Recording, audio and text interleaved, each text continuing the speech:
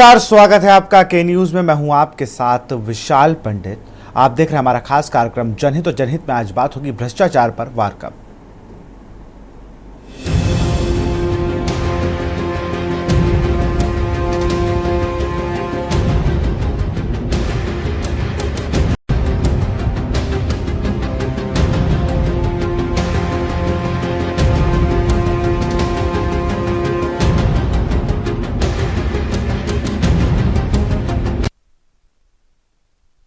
UP में भ्रष्टाचार की घटनाएं लगातार सामने आ रही है और राज्य की राजनीति में यह मुद्दा चर्चा का विषय बना हुआ है। रायबरेली में विधायक मनोज पांडे पर सरकारी जमीन पर कब्जा करने का आरोप लगाया गया है। वहीं सपा सरकार में मंत्री रहे रासकल गुजर पर भी सरकारी जमीन पर कब्जा करने का आरोप है। इसी तरह पीलीभीत में जीरो टॉलरेंस की बात कहने वाली अधिकारियों के माने तो वहां जिला पंचायत का सरकारी बजट निजी लाभ के लिए लूटा गया है, जिसमें निजी कॉलेज की सड़कें और निजी खेतों के लिए नाला निर्माण कराया गया है। नोएडा में भी यह समस्या नजर आ रही है, जहां 2 महीने पूर्व कारमुक्त हुए जेई को लगातार वेतन मिलता रहा, जबकि वह खुद हिमाचल प्रदेश और उत्तराखंड की वादियों में रील बना रहा था। क्या यह भ्रष्टाचार नहीं है या फिर यह बस राजनीतिक और प्रशासनिक अनदेखी है? एक तरफ सख्त कानून और जीरो टॉलरेंस की बात की जाती है, दूसरी तरफ सरकारी खजाने का दुरुपयोग हो रहा है। अगर यह सिलसिला ऐसे ही चलता रहा तो प्रदेश के विकास और समाज में विश्वास दोनों ही खतरे में पड़ जाएंगे। भ्रष्टाचार पर सख्त वार का वक्त आ चुका है और इसकी जिम्मेदारी केवल सरकार की नहीं बल्कि हम सब की है। भ्रष्टाचार का खेल चलता है छुपे हुए गहरे राज में। अब आपको खबरों को रुक करते हैं। रायबरेली की खबर सबसे पहले हम आपको बताएंगे, जहां पर ऊंचाहार विधायक मनोज कुमार पांडे पर दलितों की जमीन हथियाने का आरोप लगा है। दलित समाज धरने पर बैठे हुए है। जिला पंचायत अध्यक्ष रंजना चौधरी पीड़ित दलितों के समर्थन में विकास भवन पहुंची, जहां दलित समाज के लोग धरने पर बैठे हुए हैं। रंजना चौधरी ने जिलाधिकारी को धरना स्थल पर बुलाने की मांग की। जिला पंचायत अध्यक्ष ने कहा कि यह भाजपा की सरकार है, इसमें गुंडागर्दी नहीं चलेगी और ना ही बर्दाश्त की जाएगी। स्थानीय अधिकारियों की अनसुनी का नतीजा है कि आज पूरा दलित समाज धरने पर बैठने के लिए मजबूर हुआ है।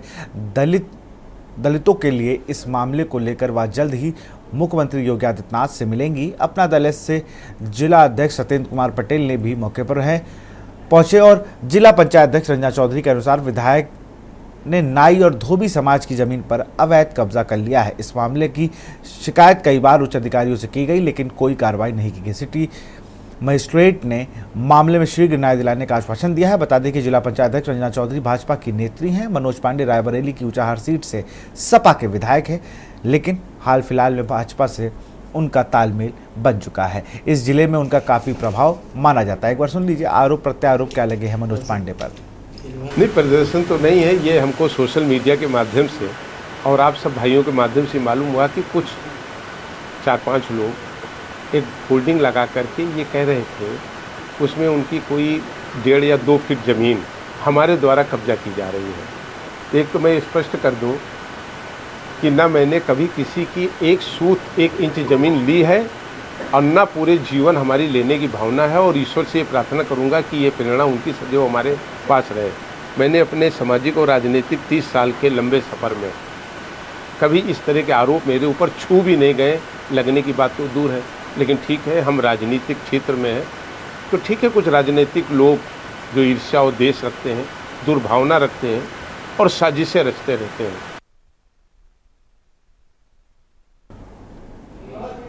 अब आपको खबर आगरा से बताते। सपा सरकार में मंत्री रहे राम सकल गुजर पर सरकारी जमीन को कब्जा करने का आरोप है।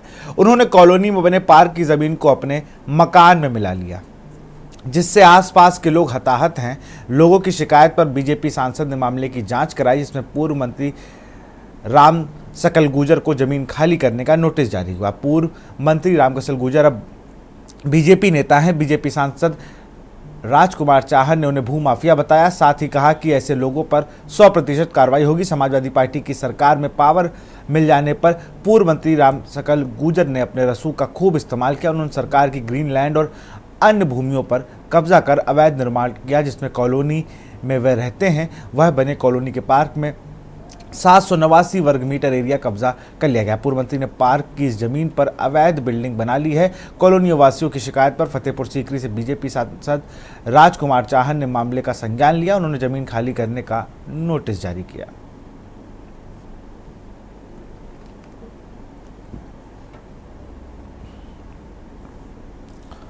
और अब बात करेंगे पीलीभीत में जीरो टॉलरेंस को ताक पर रखकर जिला पंचायत के सरकारी बजट को निजी फायदे के लिए लूटा गया। कैसे सरकारी बजट के पैसों से निजी कॉलेज की निजी सड़कें, निजी खेतों के लिए नाला निर्माण का कार्य करवाया गया। ये घोटाला सीधे जिला पंचायत अध्यक्ष दलजीत गुरबाज सिंह और उनके करीबी एएमए हरमीत सिंह से जुड़ा है, जिन्होंने मिलकर सरकारी पैसे की बंदरबाट की है। इस पूरे भ्रष्टाचार की परतें खुल रही हैं और शासन तक इसकी शिकायत भी पहुंच गई है। पीलीभीत के आम नागरिकों को गड्ढा से भरी सड़कों से गुजरना पड़ रहा है, लेकिन जिला पंचायत अध्यक्ष के निजी कॉलेज की सड़क चमचमा रही है। जी हाँ, यह सड़क किसी सरकारी योजना से नहीं बल्कि 18 लाख से जनता यानी विभाग के पैसे से अध्यक्ष के निजी फायदे के लिए डाली गई है। सिर्फ सड़क ही नहीं, अध्यक्ष ने अपनी निजी खेतों के लिए लगभग 27 लाख सरकारी पैसे नाला निर्माण में भी कराया ताकि उनकी फसलों को पानी मिल सके। आम किसान के लिए तरसता है, लेकिन अध्यक्ष को सरकारी पैसे से सबक सुविधाएं मिल रही हैं। साथ ही जिला पंचायत अध्यक्ष के भाई की गाड़ी को ऑफिस अटैच दिखाकर 70,000 प्रति माह 23 लाख रुपए का भुगतान कर दिया गया है।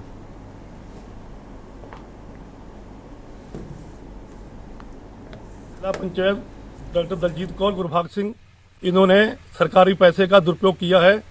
नाले हैं, सीसी रोड हैं, मिलें हैं, फ्लैट हैं, पीलीभीत में फ्लैट है और सरकारी गाड़ी का दुरुपयोग कर रहे हैं ये लोग।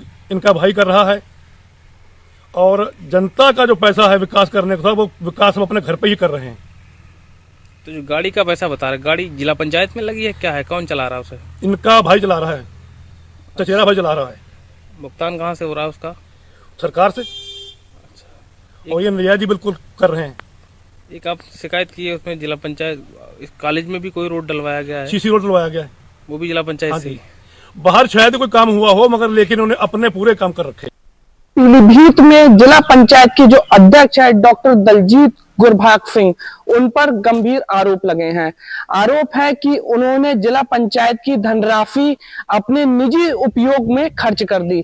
बता दूं, इसमें लगभग करोड़ों रुपए की राशि है जो उन्होंने अपने निजी उपयोग में खर्च कर दी, जिसमें साफ तौर पर बताया गया है, शिकायत जो पीड़ित ने शिकायत करी है उसमें साफ तौर पर उसने बताया है किस तरीके से डॉक्टर दलजीत गुरभाग सिंह ने अपने निजी स्कूल, जो इनका निजी डिग्री कॉलेज है, उसके बाहर आरसीसी की रोड जिला पंचायत की धनराशि से पड़वा ली। साथ ही उन्होंने अपना जो निजी फार्म है वहां पर नाले का निर्माण भी जिला पंचायत की राशि से कराया। बता दूं, इसी के साथ साथ ये भी आरोप है कि उनके देवर के नाम एक स्कॉर्पियो गाड़ी है जो कि जिला पंचायत में अटैच है, जिसका हर महीने लगभग 70,000 रुपए किराया भी जिला पंचायत से लगातार निकाला जा रहा है। तो कुल मिला के इन घोटालों के पीछे कहीं ना कहीं एक सिंडिकेट है, जिसमें एएमए हरमीत सिंह, जिला पंचायत अध्यक्ष डॉक्टर दलजीत गुरभाग सिंह व उनके पति भी शामिल होने की चर्चा है। हालांकि इस पूरे मामले की शासन स्तर पे शिकायत की गई है और अब सवाल ये उठता है कि जिस जिला पंचायत लोगों के की धनराशि जो आती है वो लोगों के उपयोग में आती है, समाज में खर्च करने के लिए आती है, उसी धनराशि का दुरुपयोग कैसे डॉक्टर दलजीत सिंह जो जिला पंचायत के अध्यक्ष है उन्होंने किया है। हालांकि शासन पे शिकायत होने के बाद अब इसकी जांच शुरू हो गई है। पीलीभीत से के न्यूज के लिए करण सिंह चौहान। और इसी पर चर्चा करेंगे। हमारे श्याम सलोने हैं, बीजेपी नेता। आपका स्वागत है। हमारे साथ करण सिंह हैं, पीलीभीत संवाददाता, और केशवानंद शुक्ला। तो केशवानंद के पास चलेंगे। केशवानंद, मनोज पांडे कह रहे एक सूद जमीन मिली हो तो जो कार्रवाई चाहे वो कर दीजिए, लेकिन आरोप तो लगा रहे हैं और जिस पार्टी को समर्थित हैं वो वही उसी पार्टी की जिला पंचायत अध्यक्ष ये आरोप लगा रहे हैं, उसी पार्टी का घटक दल एनडीए उसके जिला अध्यक्ष ये आरोप लगा रहे हैं और तमाम लोग धरने पे भी हैं। केशवानंद, बिल्कुल, देखिए आपको बता दें पूरा मामला रायबरेली जिले के ऊंचाहार विधायक जो कि समाजवादी पार्टी में पूर्व कैबिनेट मंत्री रहे हैं, उन पे आरोप लगा है। दलित परिवार ने जो है विकास भवन में धरना प्रदर्शन करते हुए जो उनकी बाकायदा फोटो लगा करके एक बैनर बनवाया गया जिसमें उन पे जो है जमीन कब्जा करने का आरोप लगा है। बताया जा रहा है कि जो जमीन है वो जगतपुर ग्राम सभा के पास में है, घाटमपुर में एक जगह पड़ती है, वहां पे बेशकीमती जमीन है, करोड़ों रुपए की उस जमीन है, उस पे जो है कब्जा करने का ये विधायक पे आरोप लगा है। इस पूरे मामले को लेकर के जो पीड़ित परिवार था वो बताया जा रहा है कि आए दिन जो है अधिकारियों के चक्कर लगा रहा था और आरोप ये लगाया कि जो पूर्व कैबिनेट मंत्री व वर्तमान विधायक ऊंचाहार से मनोज कुमार पांडे, उनके द्वारा इस जमीन को कब्जा किया गया है। इस पूरे मामले को लेकर के जो है जो पीड़ित दलित परिवार है उसके पक्ष में जो बीजेपी से जिला पंचायत अध्यक्ष रंजना चौधरी, वो भी मैदान में उतरी और वो विकास भवन जाकर के पीड़ित परिजनों से मिली और जिला अधिकारी से उन्होंने अनुरोध किया है कि इस पूरे मामले की जांच की जाए। और उन्होंने जो जिला पंचायत अध्यक्ष रंजना चौधरी, उन्होंने पूर्व कैबिनेट मंत्री व वर्तमान विधायक मनोज कुमार पांडे पर गंभीर आरोप लगाए हैं कि उनके द्वारा इस तरह के घटनाक्रम को अंजाम दिया गया। फिलहाल इस पूरे मामले को लेकर के जब विधायक मनोज कुमार पांडे से बात की गई तो मनोज कुमार पांडे ने इस पूरे मामले को लेकर के जो है प्रेस कॉन्फ्रेंस किया और उन्होंने अपने ऊपर लगे आरोपों को निराधार बताया है। उन्होंने कहा है कि जो जमीन का आरोप लग रहा है कब्जे करने का, उसको बाकायदा उन्होंने अपने नाम से लिखवा रखा है। 88 लाख रुपए उन्होंने दिए हैं, जिसकी जमीन थी उसको 88 लाख रुपए दे करके इस पूरे जमीन को जो है दाखिल खारिज कराई गई थी। इस पे किसी भी प्रकार का हमारा कोई कब्जा नहीं है। उन जो भी आरोप लगाए जा रहे हैं वो निराधार जो है जो विधायक है उन्होंने बताया कि निराधार आरोप हमारे ऊपर लगाए जा रहे हैं, राजनीतिक षड्यंत्र के तहत हमारे ऊपर ये आरोप लगाए जा रहे हैं। फिलहाल इस पूरे मामले को लेकर के मनोज कुमार पांडे ने प्रशासन से अनुरोध भी किया है कि जो भी आरोप लग रहे हैं उन आरोपों की जांच हो जाए ताकि किसी भी प्रकार का जो षड्यंत्र हमारे खिलाफ किया जा रहा है उससे बचा जा सके। इस पूरे मामले को लेकर के रायबरेली प्रशासन जांच पड़ताल में जुट गया है ताकि क्योंकि देखा गया कि जो समाजवादी पार्टी है उसने भी एक्स पर पोस्ट किया और मनोज कुमार पांडे को कटघरे में खड़ा करने का काम किया है। तो यूपी कांग्रेस ने भी एक्स पे जो है ट्वीट करते हुए मनोज कुमार पांडे को घेरा, क्योंकि जो मनोज कुमार पांडे वो समाजवादी पार्टी में पूर्व कैबिनेट मंत्री रह चुके हैं और वर्तमान से वो ऊंचाहार विधायक समाजवादी पार्टी से हैं। लेकिन विधानसभा चुनाव के दौरान जो मनोज कुमार पांडे ने अमित शाह के संरक्षण में जो है भारतीय जनता पार्टी को ज्वाइन कर लिया था, तो अब वो बीजेपी में आ गए हैं। लेकिन देखा जा रहा है कि दो नेता हैं जो कि बीजेपी के हैं, दोनों आमने सामने हो गए हैं। आरोप और प्रत्यारोप का दौर चल रहा है और प्रशासन इस पूरे मामले को लेकर के जांच कर रहा है। जी किसान बिल्कुल, जांच क्या कर रहा है ये भी देखना होगा ना किस तरीके से, क्योंकि वो तो लगातार कह रहे हैं कि बड़े बड़े अधिकारियों से शिकायत की गई है। सिटी मजिस्ट्रेट का आश्वासन है। करण के पास चलेंगे। करण, लोग अपना घर नहीं बनवा रहे हैं, बाकी सारी चीजें तो बनवाई ली हैं पीलीभीत में। अध्यक्ष जी ने गाड़ी अपने भाई के अटैच करा ली है, 22-23 लाख का वहाँ भुगतान हो गया। नाला भी सरकारी पैसे से बनवा लिया। मतलब अपनी राजशाही में उन्हें कोई दिक्कत नहीं है। जो पैसा आ रहा है जनता टैक्स दे रही है, गाढ़ा पैसा सरकार दे रही है उनको जनता की भलाई के लिए, उस पैसे का सही इस्तेमाल तो अपने ही ऊपर कर ले रहे हैं। एक आध दो गाड़ी भी ले लिए होंगे तो कहाँ पता चलेगा। करण जी बिल्कुल विशाल, मैं बता दूं पीलीभीत में जो जिला पंचायत अध्यक्ष है डॉक्टर दलजीत कौर गुरभाग सिंह, उनके पति है और एएमए जो पीलीभीत में जो अपर मुख्य अधिकारी है एएमए हरमीत सिंह और जो गुरभाग जो जिला पंचायत अध्यक्ष है डॉक्टर दलजीत सिंह, इन तीनों लोगों ने एक सिंडिकेट बना रखा है। बता दूं इस सिंडिकेट में ये तीनों केवल घोटाले को ही अंजाम देते हैं। बता दूं अभी साफ तौर पर जो जिला पंचायत की सदस्य हैं और उनके रिश्तेदार हैं उन्होंने शिकायत करी है। बता दें जिला पंचायत अध्यक्ष की बड़े तौर पे शिकायत हुई है जो शासन में हुई है, जिसमें साफ तौर पे बताया गया है कि उन्होंने जो 22 लाख रुपए जो उन्होंने अपने जो देवर के नाम सरकारी स्कॉर्पियो गाड़ी है उसे जिला पंचायत में अटैच कर रखी है। हर महीने 70,000 रुपए उसका भुगतान कराती है जिला पंचायत, उस पर डीजल निकालती है और लगभग 23 लाख रुपए अब तक उस गाड़ी का वो निकाल चुके हैं। साथ ही मैं बता दूं जिला पंचायत अध्यक्ष है जो है डॉक्टर दलजीत गुरभाग सिंह, उनका अपना निजी कॉलेज है स्वामी एजुकेशनल बंडा, जहां पर उन्होंने मतलब देखने की बात यह है विशाल कि जिस तरीके से कोई अगर पीड़ित है जो गांव के लोग हैं वो शिकायत करते हैं, उनकी रोड पड़नी होती है, उनकी रोज पूरी सरकार चली जाती नहीं पड़ती, लेकिन जिला पंचायत अध्यक्ष के जो स्वयं जो निजी रोड उपयोग होनी है, जो उनके स्कूल के आगे बच्चे जिससे आवागमन हो रहे हैं, उनकी गाड़ियां निकल रही है, वो रोड एक ही टेंडर में वो रोड पास हो जाते हैं, उसका प्रस्ताव हो जाता है और 23 और 26 लाख में वो रोड पड़ जाती है। तो साफ तौर पर विचार ये देखा जा रहा है किस तरीके से भ्रष्टाचारी पीढ़ी चरम पर है और जिला पंचायत अध्यक्ष किस तरह से भ्रष्टाचारी को अंजाम दे दे। साथ ही मैं बता दूं, इन्होंने अपना एक जो कृषि फार्म है वहां पर निजी वहां पे मतलब पानी पहुंच पाए, उनके फार्म पे अच्छे से पानी लगता है, इसलिए उन्होंने वो फार्म से ही लगता हुआ एक नाला निकाल दिया, जबकि उस नाले पे अन्य किसी को कोई सुविधा नहीं मिल रही, केवल उस नाले से जो पानी जा रहा है वो जिला पंचायत अध्यक्ष की कृषि भूमि पर जा रहा है। तो साफ तौर पर विशाल देखा जा रहा है कि किस तरीके से जो जिला पंचायत अध्यक्ष है वो आए दिन जो टेंडर्स निकालते हैं उसमें 30% का कमीशन लेते हैं, तो कुछ टेंडर्स तो उनके अपने निजी होते हैं जो उनके निजी स्वार्थ में निकाले जा रहे हैं। अब देखना ये होगा विशाल की जिस तरीके से इनकी शिकायत उत्तर प्रदेश शासन में हुई है, क्या शासन भी सिस्टम का हिस्सा, इसी सिस्टम का हिस्सा, या शासन में इस पर कार्रवाई होगी? श्याम सलोनी जी, और रोकूंगा आपको, उससे पहले एक बड़ी खबर आ रही है, आपको बता रहा हूं।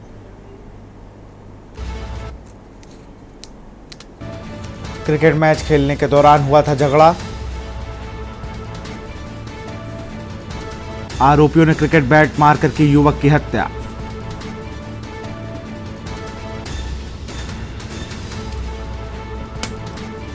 पुलिस ने 3 लोगों को हिरासत में लिया। ग्रेटर नोएडा के थाना सूरजपुर इलाके की घटना। और इसी बीच एक और बड़ी खबर आपको बता रहे हैं, सोनभद्र त्रिवेणी एक्सप्रेस में धुआं उठने से हड़कंप।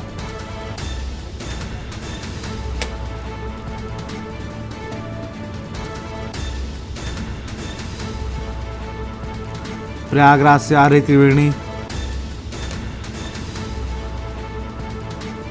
एक बोगी की पहिए से धुआं उठने से मची अफरा तफरी। त्रिवेणी एक्सप्रेस के एक बोगी के पहिए से उठा धुआं।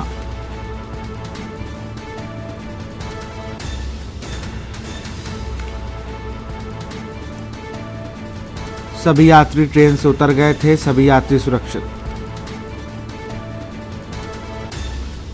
और इसी खबर पर अधिक जानकारी के साथ हमारे संवाददाता अरविंद जुड़ चुके हैं। अरविंद, एक बड़ी घटना हुई है जहां पर त्रिवेणी एक्सप्रेस में धुआं उठने से हड़कंप मच गया है।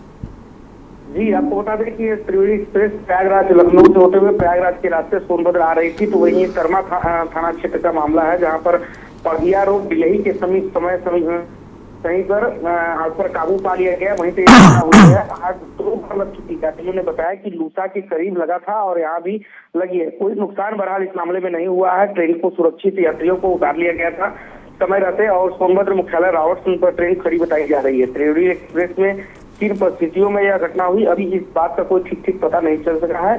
बहरहाल अभी तक जो जानकारी सामने आ रही, किसी प्रकार से हताहत की बात सामने नहीं आई है। जी, अगर बात की जाए तो रेलवे की तरफ से कोई बयान जारी किया हो या यात्रियों से किसी ने बात की, उनका क्या कुछ कहना है? कब यह हादसा जैसे, क्योंकि ये मामला सोनभद्र और मिर्जापुर सीमा क्षेत्र का रहा है और ये जंगल क्षेत्र है जहाँ पर घटना हुई है, वहाँ पे तकरीबन जंगल का इलाका है, तो इसलिए अभी हो नहीं पाया है। अभी पता चला है कि सोनभद्र मुख्यालय पर ट्रेन को खड़ी कराया गया है।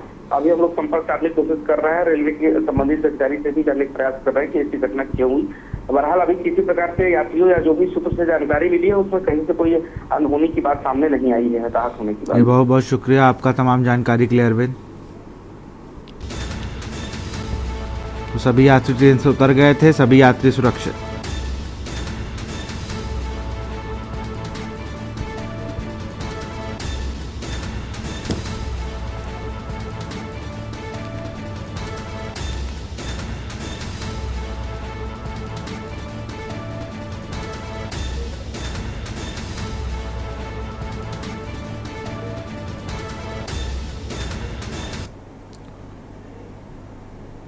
यहाँ रुकते एक छोटे से ब्रेक के लिए। आप देख रहे हैं के न्यूज, खबरों का सारथी।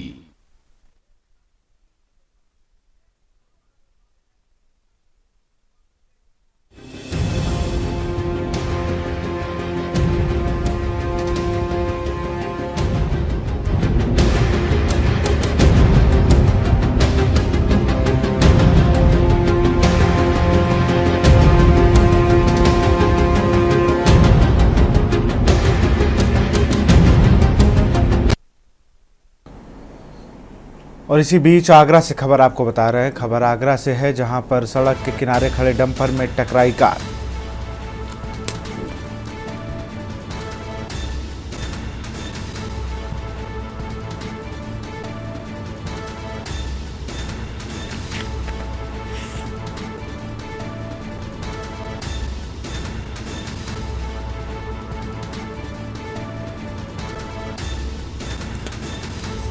आगरा से खबर, सड़क के किनारे खड़े डंपर में टकराई कार।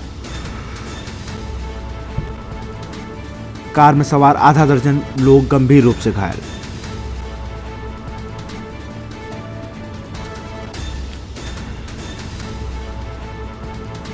थाना बसई अरेला के गांव मानिकपुरा के पास हुआ हादसा।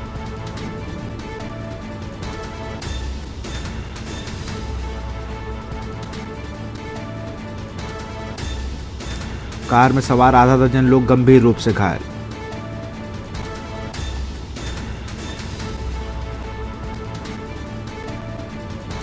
थाना बसई अरेला के गांव मानिकपुरा के पास का हादसा।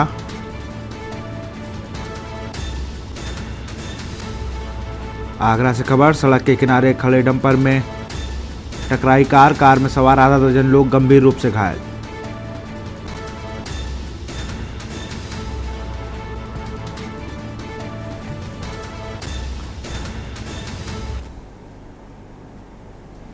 वापस चर्चा पर लौटते हैं। श्याम सलोने हमारे साथ जुड़े हुए हैं, भाजपा के वरिष्ठ नेता भी हैं।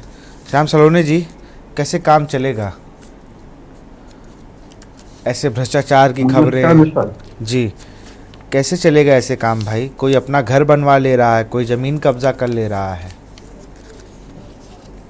देखिए विशाल जी, दो घटनाएं जिसमें मनोज पांडे जी रायबरेली से और राम सकल गुर्जर जी आगरा से, दोनों ही घटनाएं तब की बताई जा रही है जब वो समाजवादी पार्टी के नेता हुआ करते थे, उनके अपने विधायक और मंत्री रहा करते थे।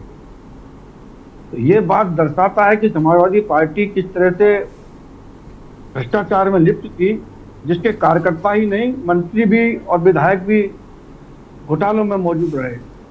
और आप देखिए, भारतीय जनता पार्टी की जीरो टॉलरेंस हम इसलिए कहते हैं, हमारा भाई भतीजावाद नहीं है, हमारा भ्रष्टाचार नहीं है, क्योंकि इनकी अगर किसी ने भी बात रखी है या इनके खिलाफ कार्रवाई करने की मांग की है, तो आगरा के ही फतेहपुर सीकरी के सांसद हैं राजकुमार चाहर जी, उन्होंने कहा है कि इनके खिलाफ कार्रवाई हो। जो आगरा के पूर्व के समाजवादी पार्टी के नेता हैं, वर्तमान में भारतीय जनता पार्टी में भी हैं, राम सकल गुर्जर जी, और वहाँ भी भारतीय जनता पार्टी की ही हमारी अध्यक्ष है, इन्होंने कहा है कि ये जो मनोज पांडे जी है, इनके ऊपर आरोप लगाए हैं।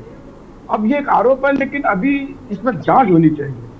अगर जांच भी होकर के जो भी निर्णय होगा वो सामने आएगा।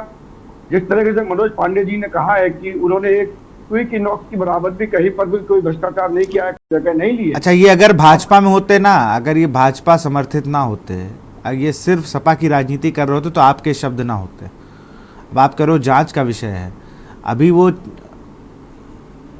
चाहे वो गुर्जर जी हों और चाहे पांडे जी हों, इन दोनों को तभी तक आप छोड़ रहे हो। नोटिस जारी हो गया है कि सपा शासनकाल में उन्होंने जो किया, लेकिन अब वो वॉशिंग मशीन में नहा के आ गए हैं भाजपा में। ये कहने का मतलब है क्या आपका?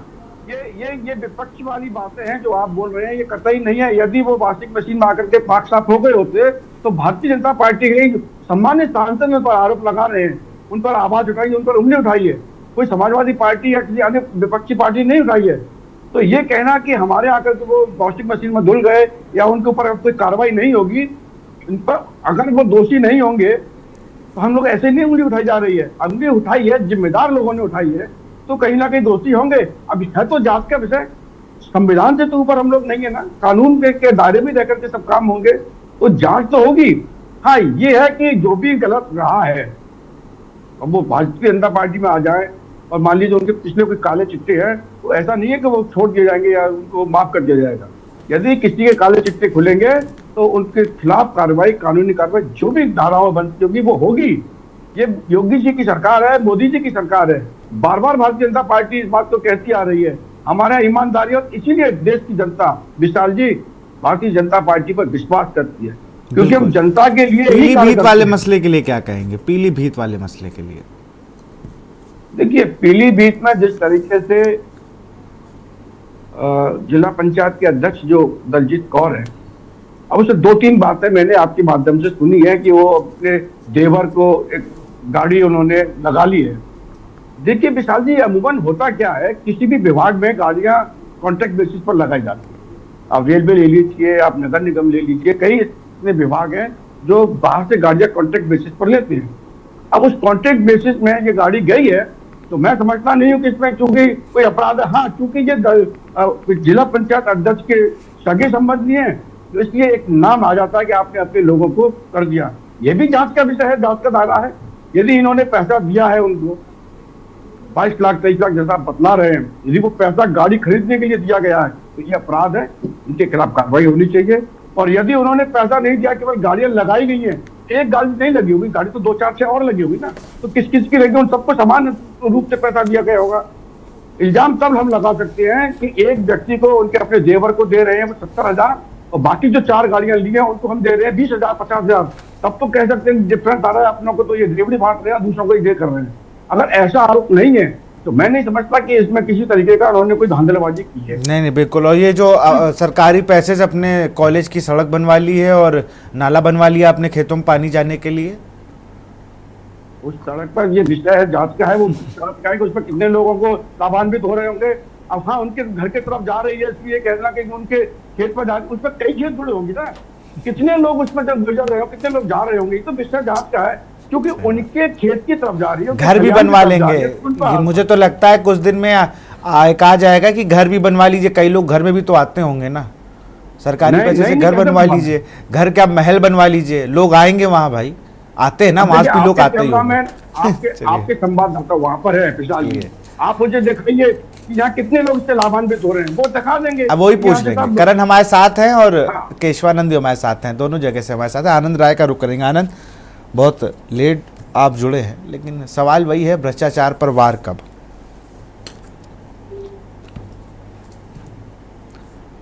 अनम्यूट कर लीजिए आनंद।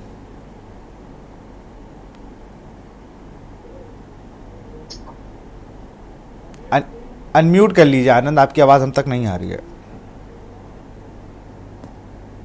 सॉरी देखिए भैया, योगी आदित्यनाथ जी की सरकार जब से बनी है तो तब से लेकर जीरो टॉलरेंस की बात करते आए हैं। और मनोज पांडे जी का तो सबको पता ही चल गया होगा, लेकिन हमारे जिले में भी बहुत विवादित मसला चल रहा है। अभी कैबिनेट मंत्री संजय निषाद, उनके पुत्र सरवन निषाद, उनके पुत्र पूर्व सांसद परवीन निषाद, उनके प्रतिनिधि जयप्रकाश निषाद, एक लड़का धर्मात्मा निषाद जो फांसी को फंदे को चूम गया, वो फांसी लगा लिया और इन लोगों का नामजद फेसबुक पे नाम लिख के आत्महत्या किया। लेकिन मुकदमा किस पे हुआ? जयप्रकाश निषाद पे। इन बाप बेटों पर बिल्कुल मुकदमा नहीं हुआ। और पुलिस वाले, हम लोग तो पुलिस वाले रात में मिलने गए तो पुलिस ने कही कि देखिए ऊंचे अधिकारियों का मामला है, हमारे स्तर की बात नहीं है। हमने कहा देखिए पीड़ित परिवार की मदद करिए। वो इतना टार्चर संजय निषाद ने किया कि उसको आत्महत्या करने में मजबूर कर दिया। आप और कोई बड़ा चैनल हम नहीं देख रहे हैं कि उसकी न्यूज चला रही हो जिसमें हजारों की संख्या में उसके अंतिम शोभा यात्रा में लोग शामिल हुए, लेकिन एक भी न्यूज, एक भी खबर मीडिया वहां पे जाके कवर नहीं किया। और ना ये यहां तक की बात दबा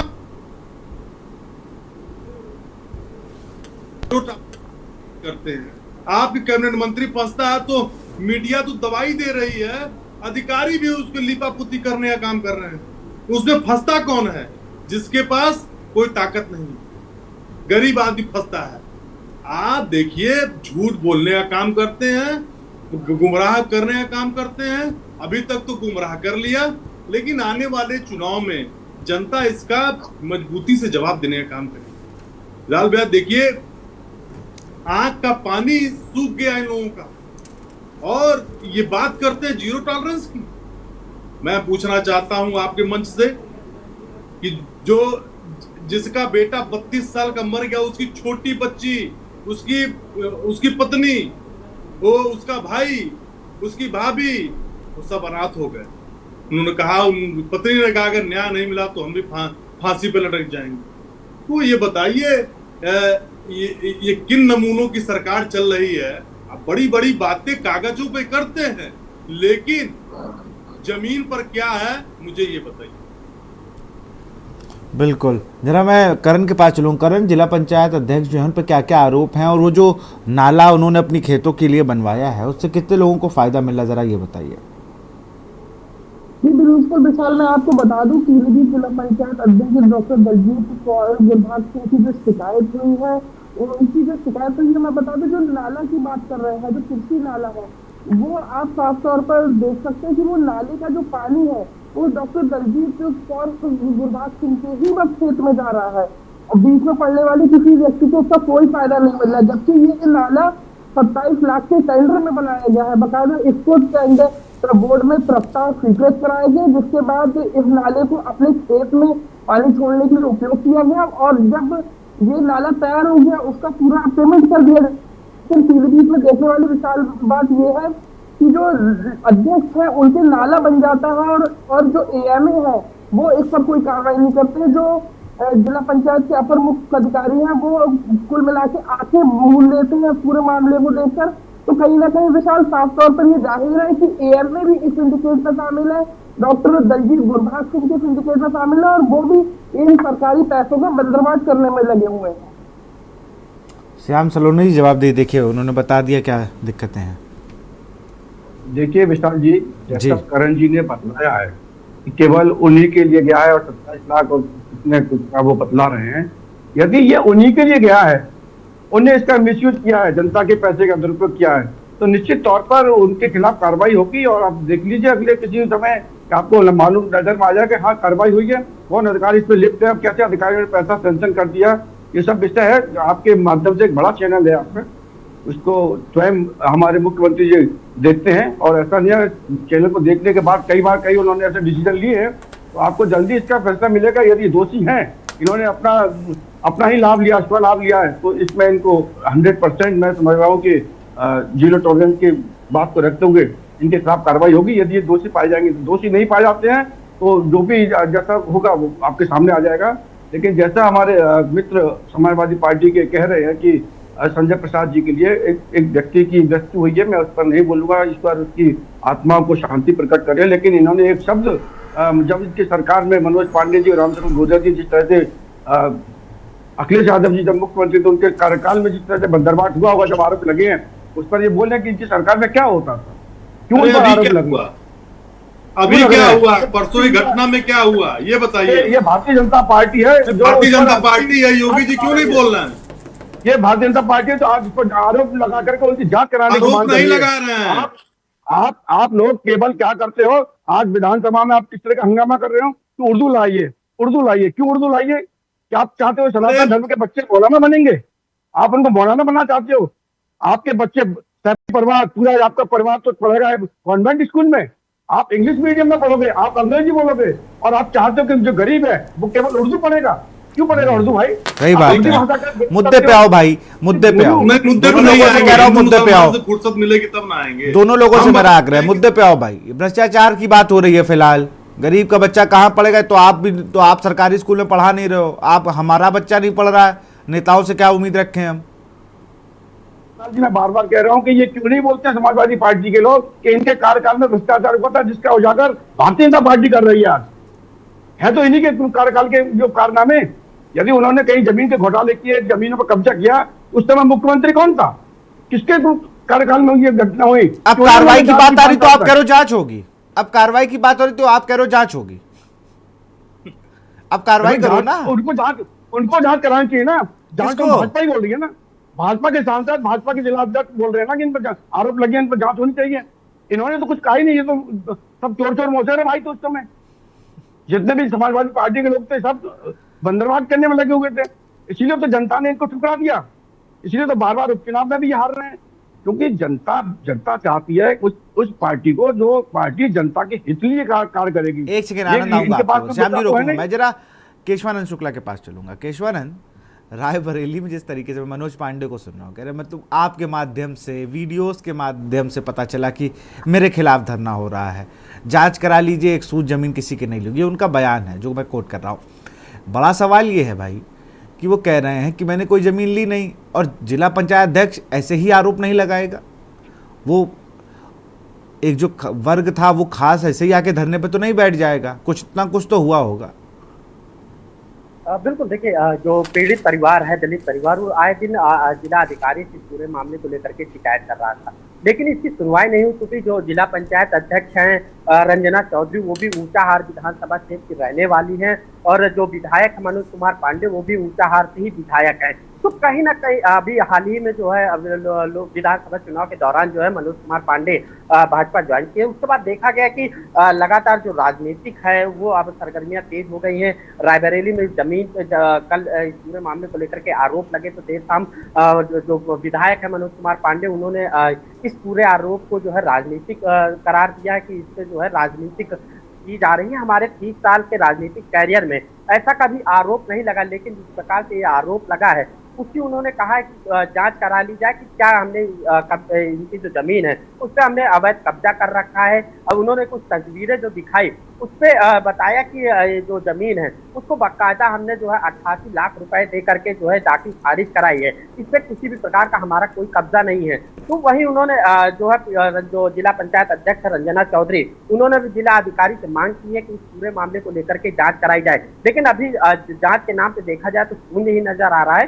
किसी भी प्रकार के अभी जो प्रशासनिक आला अधिकारी, क्योंकि कल की घटना है, पीड़ित परिवार ने कल पूरे दिन जो है विकास भवन में धरना प्रदर्शन किया। उसके बाद जब के न्यूज ने पूरी खबर को प्रमुखता से दिखाया तो उसके बाद देखा गया कि राजनीतिक खबर जो सरगर्मियां हैं वो रायबरेली में काफी तेज है, लेकिन अभी भी किसी भी प्रकार के जो प्रशासनिक अधिकारी हैं उन्होंने जांच नहीं की है और जल्द ही जांच का हवाला दे रहे हैं कि जल्द ही जांच कर कार्रवाई की जाएगी, लेकिन अभी किसी भी प्रकार की अभी तक जो है जांच नहीं हो सकी है। विशाल, बिल्कुल जांच फिलहाल नहीं हो सकी। कुल मिला के बात ये है। अब मैं आनंद का रुख करूंगा। आनंद, जांच नहीं हो पाई है, इस पर जवाब श्याम सलोने से लूंगा, लेकिन पहले अपना रिएक्शन दे। जी देखिए, भारतीय जनता पार्टी में जो जाता है वो वॉशिंग मशीन से धुल के जाता है। वो जब कुछ गलत करेगा तो उसकी गलतियां पक्ष में बैठा है, चाहे कोई भी नेता हो, इस देश का कोई भी नेता हो, तब तक उसकी इतनी कमियां दिखेगी।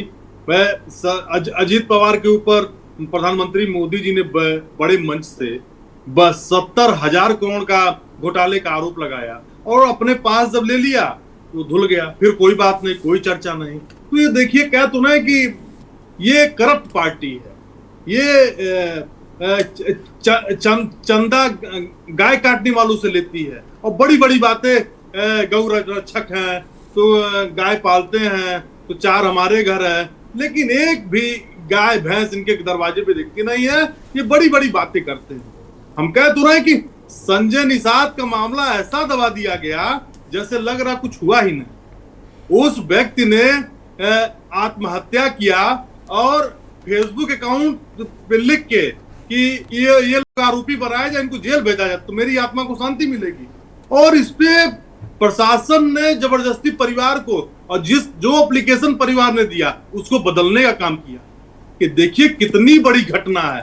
तो देखिए ये वही है कि भैया कौन सा है वो राजा है, अंधेर नगरी चौपट राजा, टके सिर भाजी टके सिर खाजा। तो वही हाल है भारतीय जनता पार्टी की। इनको अपनों से गलतियां दिखाई नहीं देती।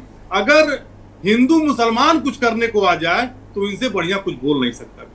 ये बड़ी लच्छेदार बातें करेंगे पाकिस्तान हिंदुस्तान पे, मुसलमान हिंदू पे, तो रोहिंग्या की बात कर लीजिए, और सरकार इनकी है, रोहिंग्या हम लोग बुला रहे हैं। तो देखिए बड़ी बड़ी बातें करते हैं, लेकिन धरातल पे जाएंगे तो कुछ भी नहीं दिखता है। ये झूठे लोग हैं, ये पूरी पार्टी झूठी है।